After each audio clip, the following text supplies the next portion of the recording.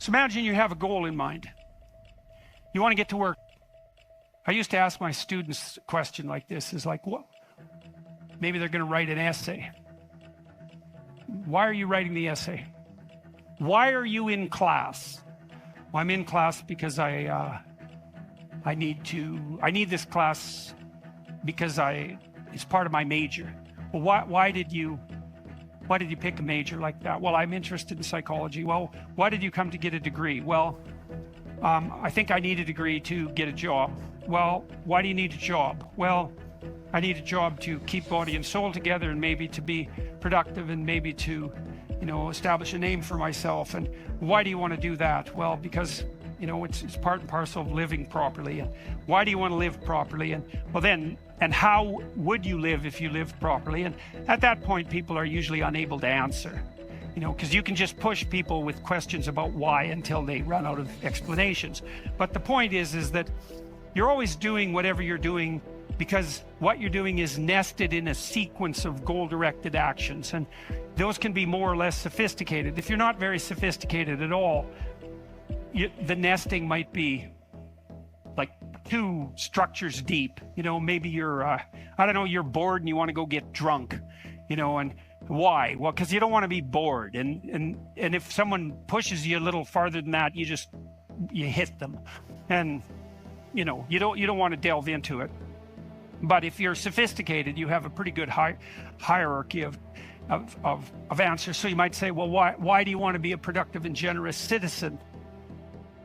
And like I said, people usually bottom out there, but you could say, well, that's part of reciprocal altruism, and if I'm productive and generous, then that'll encourage other people to be productive and generous, and if we're all productive and generous together, then there'll be more for everyone, and we'll all get along better, and we'll get along for a longer period of time, and that'll make us all more stable, and that'll make our societies better.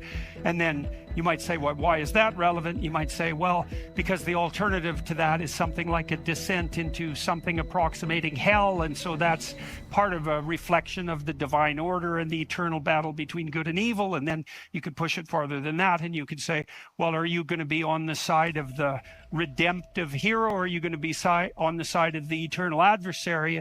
Like, you can keep digging down farther and farther, and the farther down you dig, the more you get down into what you might describe as the implicit religious substrate.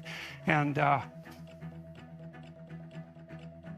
it's very much useful to know that and to make as much of that conscious as possible. So now imagine that you've come to this talk tonight because you've decided to aim up. And maybe you haven't formulated that precisely explicitly, but something is driving you in this direction.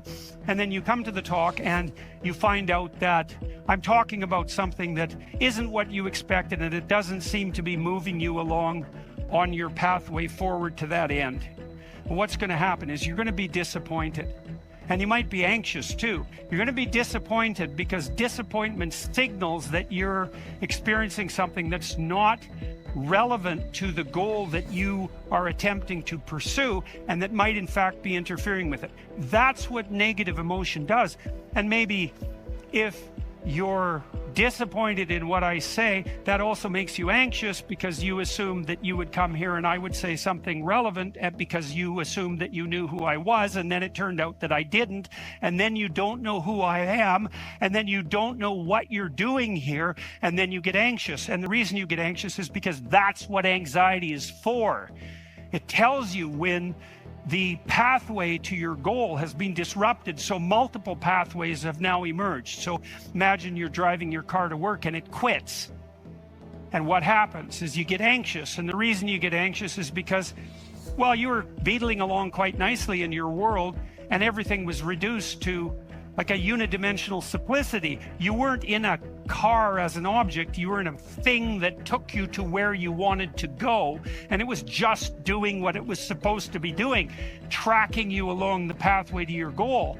and then it fails and you're off on the side of the road and you get anxious because how the hell are you going to get to work? And what if you don't get to work? And is your boss not going to be very happy with you? And maybe this is the third mistake you've made this week. And what if you get fired? And weren't you an idiot for buying this car? Maybe you shouldn't have a car at all. Maybe you should have walked to work. And, maybe you should take a bicycle because after all, that would save the planet. And, and maybe now you have to take your car to a mechanic. But the last time you went to the mechanic, you got ripped off because you're too stupid about vehicles to manage one, and you're kind of stupid about technology in general. And aren't you stupid? And maybe you're too stupid, and isn't your wife going to? That's anxiety, right? And that's the emergence of a multiplicity of pathways, right? And so what anxiety signifies is the degeneration of an attentional hierarchy into multiplicity. And the reason you get anxious and it feels bad is because now your body can't compute how much energy you have to put out in order to get to your goal. And so you can't organize the world. You're apt to use more resources than you'll replenish. And if you continue to do that, then you'll die. And so anxiety is a signal that complexity has reemerged. Chaos, that's the eternal dragon of chaos. Chaos has reemerged because your narrative has collapsed. And so that's negative emotion. That's what negative emotion signifies, is that it's the collapse of an organizing narrative. And so that's very interesting to know. So you feel positive. If I walk on the stage and I know I'm supposed to go to the front of the stage, say, and the reason I want to do that is because I know I have to talk to you, and and I want to talk to you because I think it's valuable to talk to you, etc. That's nested in a hierarchy of value. And if I see a clear pathway to the front of the stage, then that actually produces positive emotion. And that positive emotion impels me forward, because positive emotion does impel you forward. That's what it's for. That's how positive emotion is linked to action. So if you're enthusiastic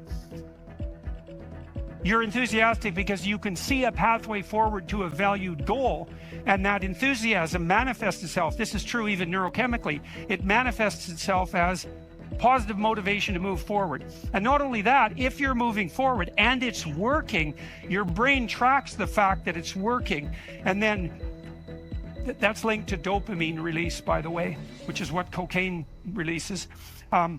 It's linked to dopamine release. And the other thing your brain is doing, even when you're just walking to where you want to go, if you're successfully walking there, your brain tracks what you're doing. There's circuits that are activated while you're doing it. And if what you're doing results in the result you desired, then the dopamine floods those little neurons that are active and it makes them grow and flourish. And so as you practice something that's working, the circuit that is activated as you're practicing is bathed in dopamine, and that makes it stronger. And that feels good. It's growth. It's part of positive emotion.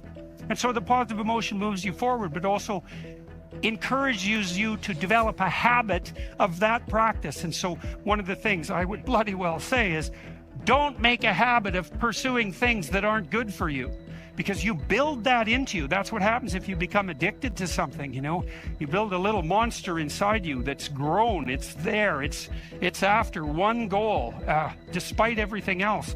Not a good outcome. So now positive emotion also signals the fact that it's also an energy conservation observation. So as I move forward towards my goal, with each step I take, it's going to take less energy to get to the goal. And so that means that the positive emotion signifies, what would you say? It signifies the increasing efficiency of your action as you move towards a goal. So negative emotion signifies the fact that things have got too complex for you to manage, and positive emotion signifies that you're approaching your goal and that there's less demand on energy output with every step forward. And so that's emotion. And that's pretty much worth knowing. And then what happens when you're watching a movie is you infer the goal of the protagonist, or the villain for that matter. You infer the goal of the character that's being portrayed on the screen.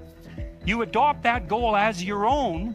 Then you play out the emotions in your own body which mimics the structure what would you call it? The character that's being portrayed on the screen, and you live that all out inside you. And that's also how you understand other people, right? You don't listen to someone and then figure out what they're saying and then infer what they're thinking. That isn't how it works. What you do is you listen to someone till you figure out what they're up to. As soon as you figure out what they're up to, you can adopt that frame of reference. As soon as you adopt that frame of reference, you have the same emotions. And that's what makes you united. And so that's so interesting. And so then you think, look, there's 5,000 people in here. If there were 5,000 chimpanzees, you guys would be tearing each other into shreds, because no one would be able to know what anyone else was up to.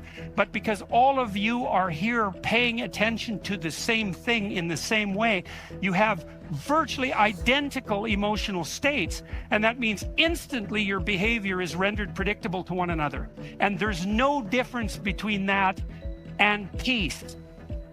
They're the same thing. And so what that means is that one of the predicates of a civil, productive, and peaceful society is that everyone inhabits the same narrative. And you might say, well, we don't need the same narrative. It's like, yes, we do, because if we inhabit a different narrative, then we're running emotionally in different directions, and we will not understand each other, and we will run into conflict, and that conflict can become deadly at the drop of a hat. And so it's a precondition for a civil society that everyone is united in the same narrative. And then that begs the question, right? What is the narrative insofar as we're unified? And another question, which is, what should the narrative be?